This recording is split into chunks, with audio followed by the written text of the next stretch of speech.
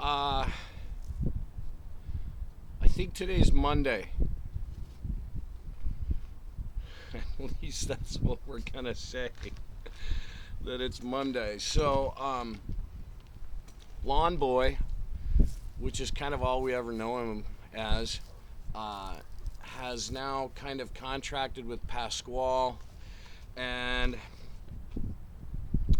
we were left with some foreshadowing where we're kind of hoping everything's going to turn out all right. Uh, I don't know. I don't know what Gary Paulson's going to do to us here. But chapter 6, economic expansion combined with portfolio diversification.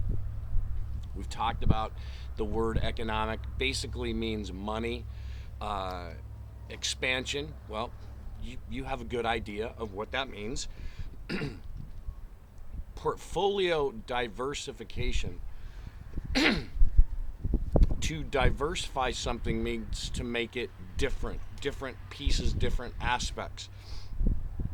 A portfolio, if you were to talk to your parents, a portfolio is generally thought of as something to do with your finances.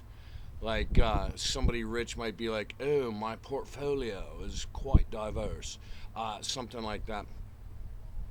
Uh, so it's like having money in real estate, having money in a savings account, having money in a checking account, having money so that you have money in different places.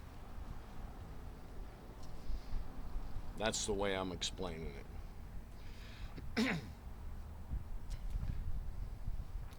2 weeks passed, 14 days passed, 336 hours flew by, 21,160 minutes whistled past, 12,096,000 seconds roared away. Numbers, all numbers. And that's what happened to the time. It turned into numbers. In the beginning, I had a routine. I got up early, had some cereal before my parents even woke up, grabbed a gallon jug of water from the fridge, and packed a bag lunch that I'd eat on the back of the mower while I was working. There was never any time to stop for lunch, so I got good at eating and mowing, and then left the house to start work. First, I checked the oil in the mower. Pasquale showed me how to do it, and because it's an old engine, it needs a fair amount of oil. Then I added oil if I needed it, filled it with gas, and headed off down the street to Arnold's house, where I met with Lewis, a thin man with a small pickup. And for 2 weeks, we loaded my mower on a small trailer, and he pulled behind the pickup and headed to our latest jobs. And at the end of the day, we went back to Arnold's, and I would ride my mower home and fall into bed until the next morning. Lewis and I were doing 3 lawns a day each, with Pasquale coming to work in the evening and early morning to do edge work and cleanup. One night I stayed up late to talk to Pasquale. We can't keep up, I said. We're locked into a ginormous number of lawns now, once a week, and I'm having to turn people down. No, Pasquale shook his head. Don't turn away work. Soon the summer will pass, the grass will be gone, and our work will fly away. We must make our lives while the summer is here. I know someone, Benny. He has a truck and he'll come tomorrow morning. I have another cousin who can help me at night, and others if you get more jobs, but you must not turn work down.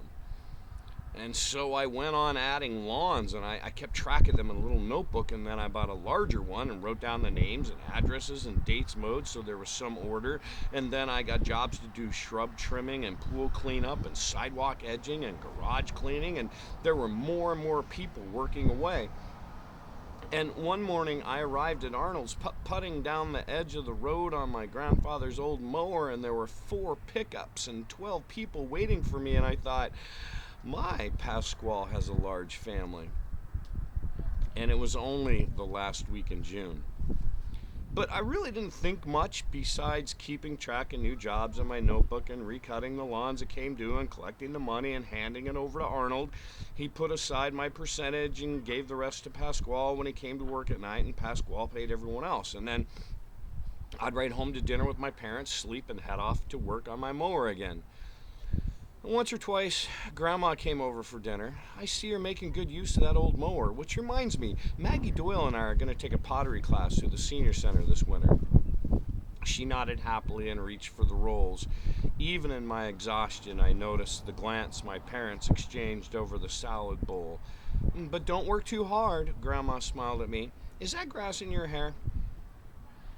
I had grass everywhere. In my socks, in my cereal bowl in the morning, on my toothbrush, my shoes were stained green. I couldn't smell anything but fresh cut grass, and I dreamed about endless lawns and enormous piles of clippings.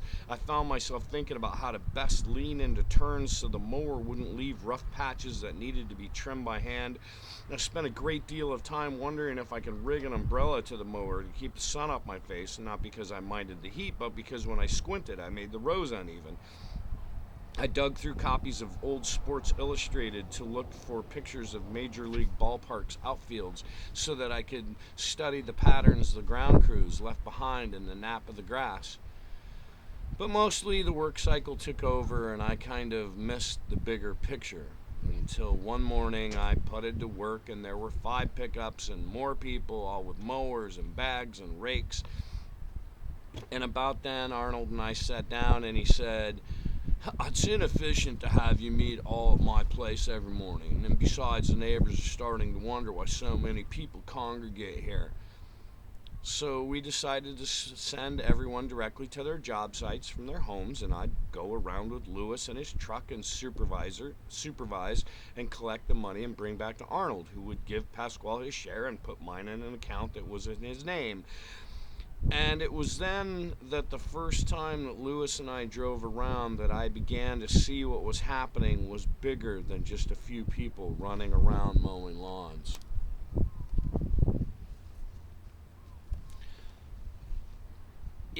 This might be a good summer. What if you got a mower? What if you did a couple lawns a week at, say, 30 to 40 bucks? Times that by how many weeks you would have and how much money you'd have. Just a thought. Just a thought. Okay.